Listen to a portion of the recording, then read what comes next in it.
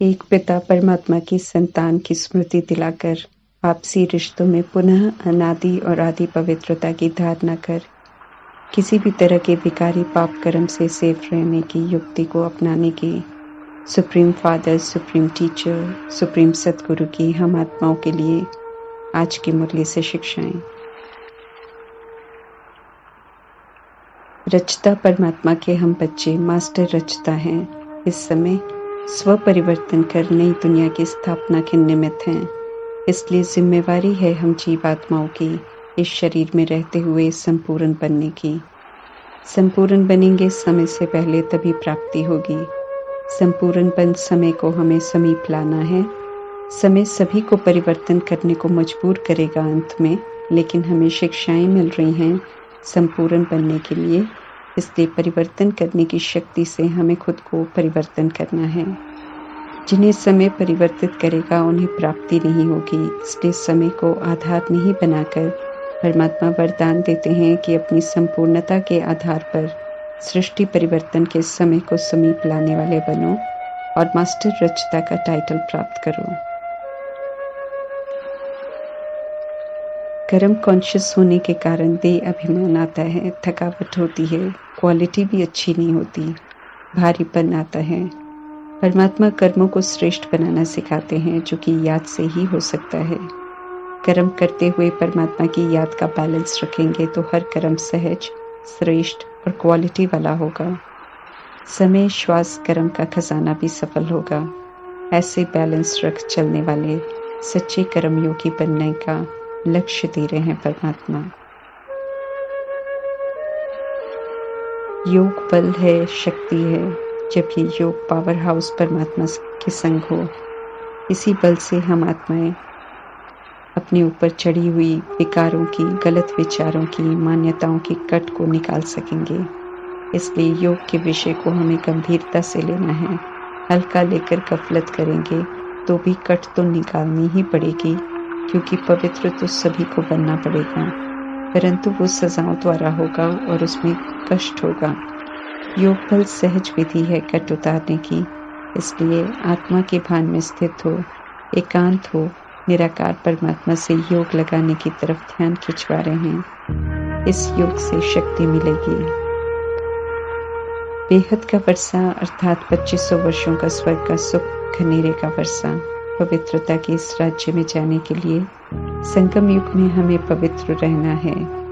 विकारों के राज्य में जहाँ काम विकार प्रधान है, वहाँ आकर पवित्र स्वधर्म में रहने के लिए परमात्मा युक्ति रचते हैं, ईश्वरीय परिवार रचते हैं। हम आत्माओं को एडॉप्ट करते हैं, स्मृति दिलाते हैं उस गीत की जो हम सब भक्ति मार्ग में गाते थे और कहते थे, तुम ही हो माता, पिता तुम ही हो।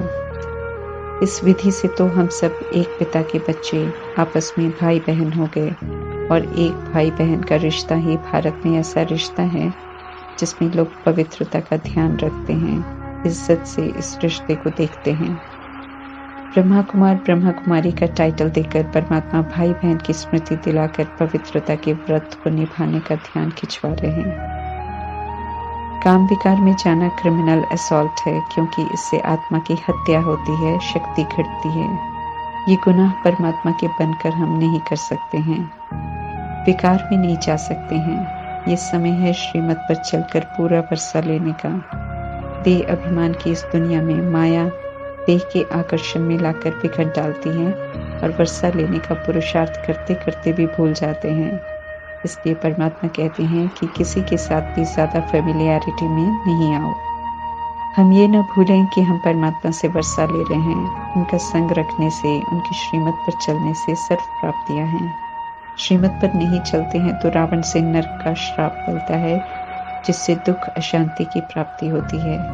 परमात्मा दुख हरता, सुख करता है। इसलिए परमात्मा के वर्षे में सिर्फ सुख है, दुख का नाम निशान भी नहीं है। लक्ष्मी नारायण की बायोग्राफी बताकर परमात्मा समझाते हैं कि कैसे उन्हें देखकर हमें स्मृति में रखना है कि उन्होंने ये वर्षा कैसे लिया, कैसे पूज्य बने, कैसे राज्य पाया, कैसे राज्य किया, और उसी विधि से बनने का पुरुषार्थ करना चाहिए, बजाय इसके कि पूजा करें या माला फेरें। पहले करते थे क्योंकि ऑक्यूपेशन नहीं जानते थे। पुजारी से पूज्य बनाने वाले परमात्मा ने उनका ऑक्यूपेशन बताकर अंधविश्वास की भक्ति से बाहर निकाला है।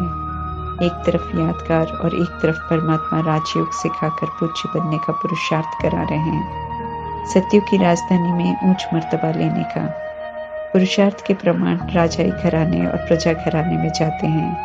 हर कोई स्वयं के लिए खुद ही जिम्मेवार है। सभी को संदेश देना है कि राजधानी स्थापन हो रही है और कोई भी इस राजधानी का वर्षा ले सकता है। जिन्होंने याद में रहकर संगम युग में संकल्प बोल कर्म किए हैं, उनके यादगार बनते हैं भक्ति मार्ग में। ये परमात्मा अभी समझाते हैं।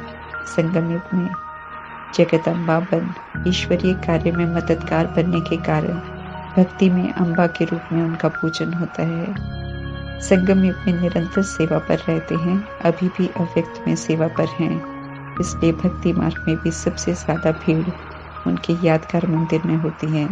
सिर्फ मनोकामनाएं लेकर आते हैं, क्योंकि संगम में निराकार परमात्मा से संबंध जुड़वाकर उन्होंने अनेकों की मनोकामनाएं पूरी की थी। सभी परमात्मा के बच्चे हैं, इसलिए सभी बीके हैं। नई दुनिया की स्थापना परमात्मा ब्रह्मा के द्वारा करते हैं, इसलिए सभी प्रजापिता ब्रह्मा के बिरादरी के हैं। जो द्वापर युग से आते हैं ब्रह्मा की दूर की वंशावली हैं, लेकिन जानते नहीं हैं, इसलिए ब्रह्मा का विरोध करते हैं। हमें स्मृति में रखना है कि तमो प्रधान बन गए थे, अभी हमें याद से फिर से सतो प्रधान बनना है। याद ही महामंत्र है पावन बनने के लिए। आत्मा को नहीं जानते हैं, इसलिए निराकार परमात्मा कैसे आ सकते हैं, ऐसा संशय करते हैं। आत्मा भी निराकार है, आत्मा भी शरीर में प्रवेश करती है। धर्म स्थापकों की आत्माएं भी दूसरे के शरीर में प्रवेश कर धर्म स्थापन करते हैं, तो परमात्मा तो ऑलमाइटी अथॉरिटी हैं। 84 जन्म लेने वाले कृष्ण की आत्मा को जानते हैं, इसलिए जब सृष्टि को परिवर्तन करने का समय आ जाता है तो पतित पावन परमात्मा उनके साधारण तन का आधार लेकर सत्य सुनाते हैं। जगदम्बा को ही काली कहते हैं। संगम युग में समझ मिलने के बाद विकारों प्रति उनकी संघारनीय दृष्टि थी। कोई भी विकारी दृष्टि वृत्ति वाला सामने आए तो उनकी दृष्टि वृत्ति को परिवर्तन करने की शक्ति थी उनमें। उन्होंने स्वयं को परमात्मा की याद से सशक्त बना लिया था, इसलिए वे औरों के भी आसुरीपन को भस्म कर देते थे। उनका रूप विकराल नहीं था, लेकिन शक्तिशाली स्वरूप था। यादगार में भयानक रूप बनाते हैं। जड़ चित्र तो किसी से बलि नहीं लेते। ये तो तमो बुद्धि वाले ऐसे चित्र बनाते हैं और दंत कथाएं बनाकर बलि की रस्म बनाते हैं। ड्रामा का सारा राज परमात्मा ही जानते हैं। मनुष्य तो जन्म मरण के चक्र में आते हैं, इसलिए सत्य तो कोई भी बता नहीं सकता है। परमात्मा तो सभी को कहते हैं कि विकारों प्रति काली बन जाओ, अर्थात इतने सशक्त बनो कि विकार अपना प्रभाव न डाल सके। पहले नहीं मालूम था, परंतु परमात्मा अब समझाते हैं कि कलयुग की शादी दुखों का आह्वान करना है। जो बंधन में नहीं बंधे हैं उन कुमार कुमारियों को फरमान है कि शादी का ख्याल भी नहीं आना चाहिए। रावण राज्य के सिस्टम को अब खत्म होना है।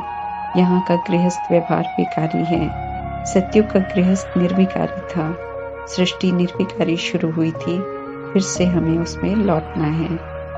शास्त्र तो बनते ही द्वापर युग और कलयुग में हैं, जब विकार शुरू हो जाते हैं, इसलिए उसमें सत्युग में भी विकार थे, ऐसा कह दिया है। देवी देवता विकारी थे, ये भी इल्जाम लगा दिया है। हालांकि महिमा करते समय निर्विकारी कहते हैं देवताओं को, परंतु दिखाते उन्हें विकारी हैं। परमात्मा समझाते हैं कि वो वॉइसलेस वर्ल्ड था, वे फिर से वॉइसलेस से शुरू होना है, इसलिए वॉइसलेस बनो, कर्मातीत अवस्था बनाने का पुरुषार्थ करो। कोई भी कर्म बंधन अपनी तरफ न खींचे।